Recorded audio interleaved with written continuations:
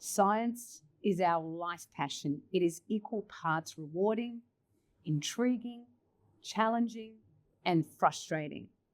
Science is also powerful.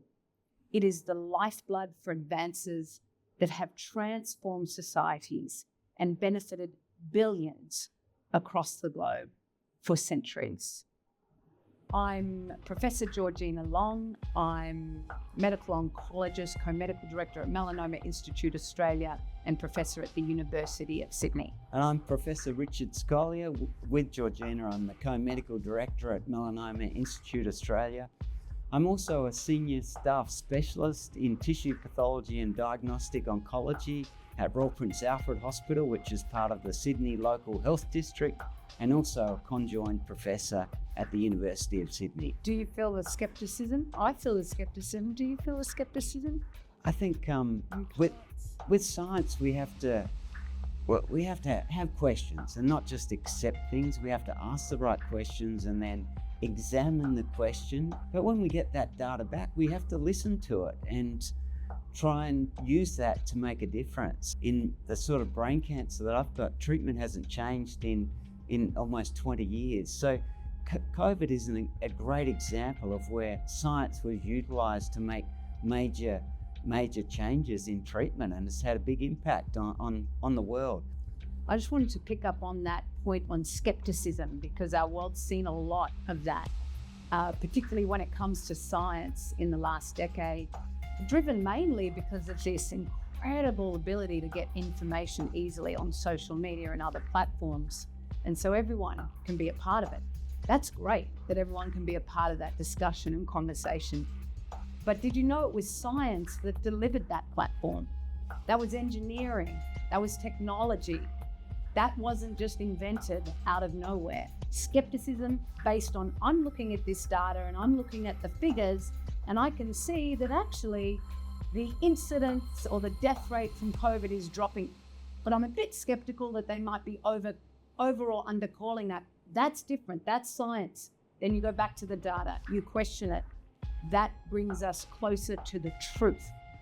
So skepticism based on faith and heartfelt things is not science. Skepticism based on the data in front of you and questioning and curious to get to the truth is science. To be honest, I'm feeling fine, almost great at the moment. It's been an up and down journey going through treatment of cancer. At times it's been tough, and with therapy that I've been receiving for my cancer, but also some of the complications. Anti-epileptic therapies at times have been challenging.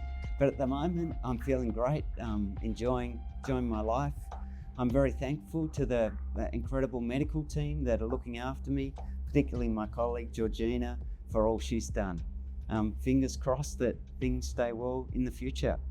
When Richard was diagnosed in Poland and I got the message from Katie, his wife, and we didn't really know at that stage what was going on, but we're pretty sure at that point. First, there was 24 hours of grief for me. I think for Richard and his family, there was a lot of grief and emotion and confusion, as it would be for anybody.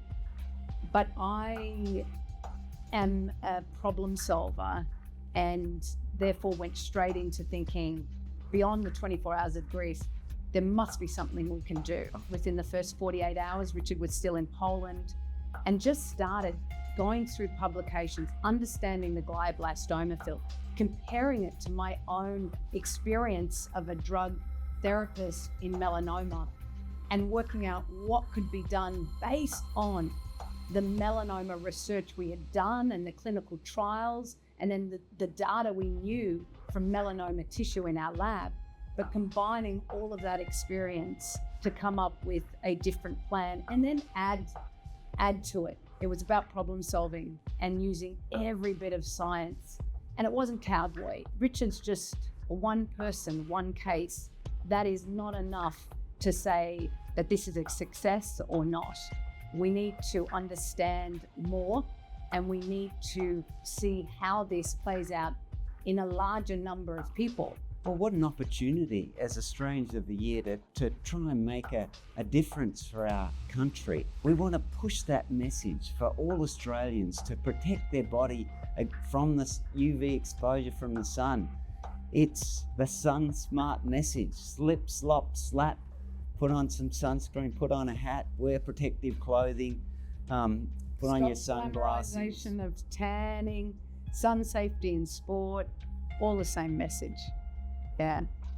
And we know that it takes some time for this to occur, but over the next 20 or 30 years, for a generation of people, they will have reduction in their incidence of skin cancer, and great for them as individuals, but also the Australian community, because we know it's the biggest cost to the Australian healthcare budget. I'm really hopeful as well that on our platform that we can bring back science.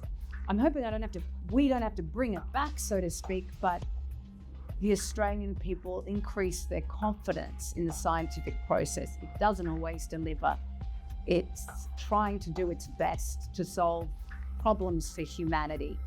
And sometimes it's a long and frustrating process, but it's really, really important to get to the truth.